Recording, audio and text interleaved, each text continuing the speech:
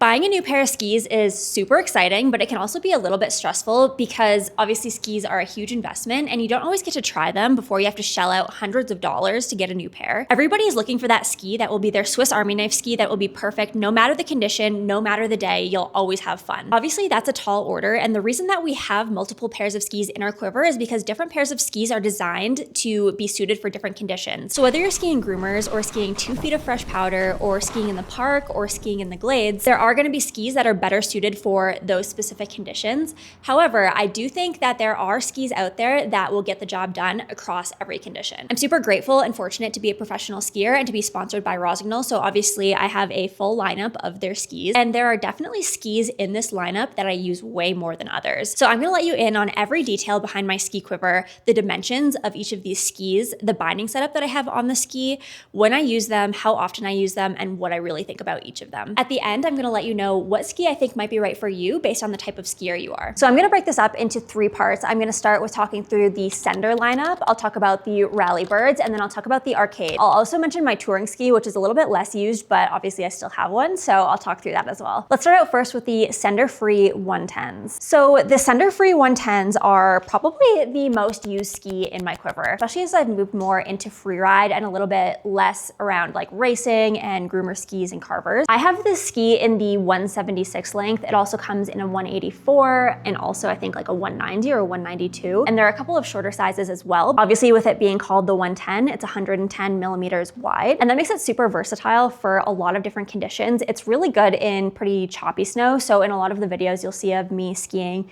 choppy, kind of cruddy powder. I love this ski for that. It really pushes it around really well. It does really well in fresh bottomless powder. It's super light and playful, so you can be really bouncy and really playful on the ski. It does actually carve. If you are skiing groomers and you put it on edge, it will carve for you. So overall, this is the ski that I reach for most often because it does so well in all of these different conditions. The ski has been so fun, but it took a little bit of getting used to because it's more of a progressive ski and less of a directional ski. So that means that it's mounted a little bit more towards the center of the ski rather than towards the tail of the ski, which is what you might be used to if you're used to like a carving ski. So because of that, I have the Pivot 15s on this ski, which is probably my most used binding. You'll see that on all of my skis that I show today, but I have them mounted 1 centimeter back from the recommended line. So the recommended line is this little notch that's on the ski here, and that's used to center the boot to where it lines up on the ski when you're mounting your bindings. So I mount the ski 1 centimeter back from recommended, and that helps the ski feel a little bit more what I'm used to, being more of a directional skier. It does still have that really playful freeride feeling, even though it's mounted a little bit further back. It's not a huge difference. Because it's a little bit wider and more center mounted, it's a really stable ski for if you're taking any landings off of cliffs or off jumps or anything like that.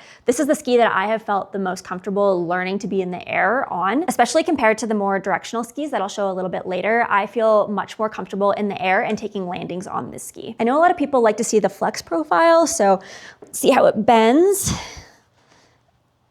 This is actually my 3rd pair of this ski now. I've gone through a few pairs because I use them so much and I ski them pretty hard. So I will just keep getting them over and over because I love them so much. Next up is what I would maybe call the younger sibling of the Sender Free 110. So this is the Sender Free 100. I also love this ski. I think this is a great addition to Rossignol's lineup. They were kind of lacking that ski in the like 100 range, and I really like this one. It skis very similarly to the 110, and with this ski, I would echo a lot of what I said for the last ski. So this ski is 100 millimeters wide. I have it in the 178 length. I again have the Pivot 15s on this ski, and this is the like super colorway from last year, and it matches the color of the ski perfectly. So I think this is really fun. So I now live and ski mostly in Utah, and average snow totals in Utah are quite high. Like it snows all the time. It snows very consistently and a lot of deep powder days, which I think is why I like the Sender Free 110 so much.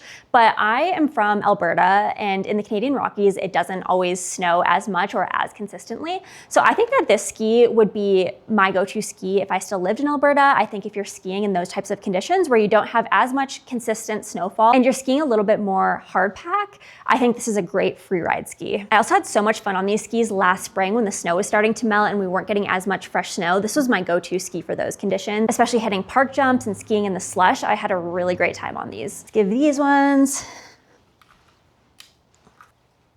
So for the final ski in the Sender Free lineup, I'm going to talk about the 118. So this is the wider version of the other skis that I've already talked about. The waist is 118 millimeters, so it's pretty wide. This is about as wide as I think I would ever need in a ski. And honestly, I have to say that I don't use these skis very often. I just tend to reach for the 110s. I find these ones to be a little bit heavier and a little bit more burly and just less fun and playful than the 110s. So I just opt for the 110s because I think they do just as well in powder and I have a little bit more fun on them. That being said, I have used these 118s when I've gone heli skiing, for example, and just really in that like deep bottomless powder. Again, I have the Pivot 15s on this. I did accidentally put the wrong brake size, so I'm pretty tight on the brakes. If you didn't know, the number that they list at the kind of like tail end of the brake name, like 115 or 90 or whatever, refers to the width of the brake. You're gonna want to pay attention to that number and make sure it's wider than the width of the ski. I have this ski in the 176 length, so it matches up with my other skis, and it is still a fun ski, but I just really don't think that the 118 is that like one Swiss Army knife ski for anyone. I can carve on these if I really have to, but it's not as enjoyable. Let's talk about the Rallybird. So the Rallybird range is very near and dear to my heart. When I first moved away from racing and towards freeride and off of a race ski and onto like a more fun, playful ski, I actually first had the Rossignol Bandits, which were very old. And if you remember that era for me, I salute you and I appreciate you sticking around for so long. But the Rallybird was the next ski that I moved on to, and it is so fun. This is the Rallybird Soul, and it's more so intended for women, but they also make the Sender Soul, which is more so intended for men. But of course, like you could ski either ski, and they're like pretty much the exact same ski, just with a different top sheet. I really love the colors of this ski, as you might guess. So I like the Rallybird colorway with the pink and the blues and the purples, and the base is really pretty. Again, I have the Pivot 15s on this ski, which I think is perfect. For the Rallybird Soul, I have this ski in a 172 length, which actually I think is a little bit short for me. I prefer, like I've been saying, something that's more of a 178 or 176.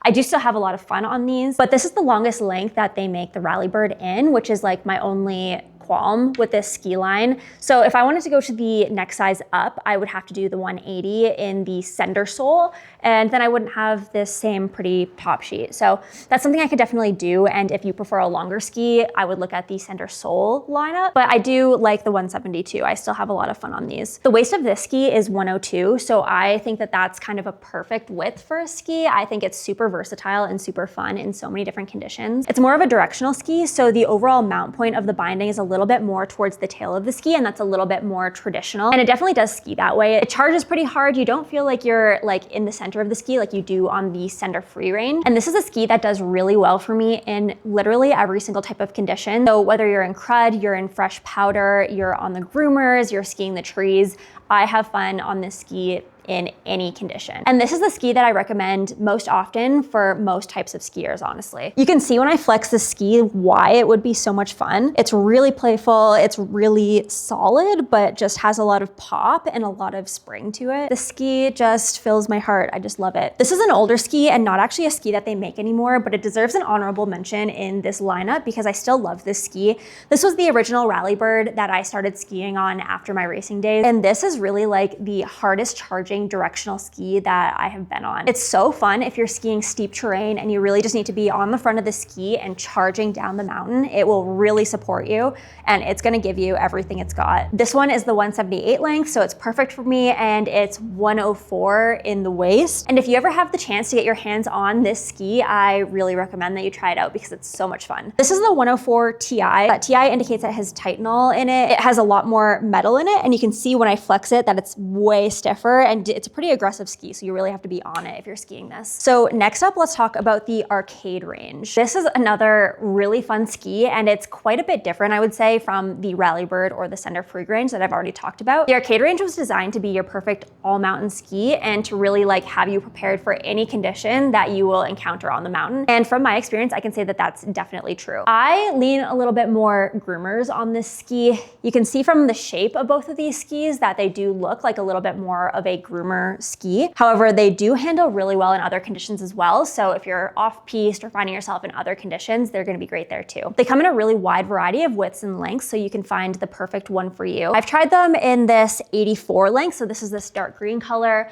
I've tried them in the 88, which is like a purpley color, and I really liked that ski. I tried that one when I was actually shooting for this range for the Rossignol website last year in France with the team, and I loved that ski. I had so much fun throughout that 4-day shoot. And then you also have it in this 94 width, as well as a handful of others. So first thinking about this 84, I skied this ski a lot last year. It was my go-to groomer ski, and I really loved it. It actually is on loan from the Rossignol team, so it has a demo binding on it, so I actually need to get these back to them. This one is so fun and snappy. You can see in some of the videos where I'm skiing on it that you can put all of your weight into this ski and it just snaps around so quickly. I ski it in the 176 length, which is again pretty typical for me, and I really like this one. I also mentioned the 88, which I don't have, but I tried it out last year. I love that ski, and I think the 88 and the 84 ski pretty similarly to each other.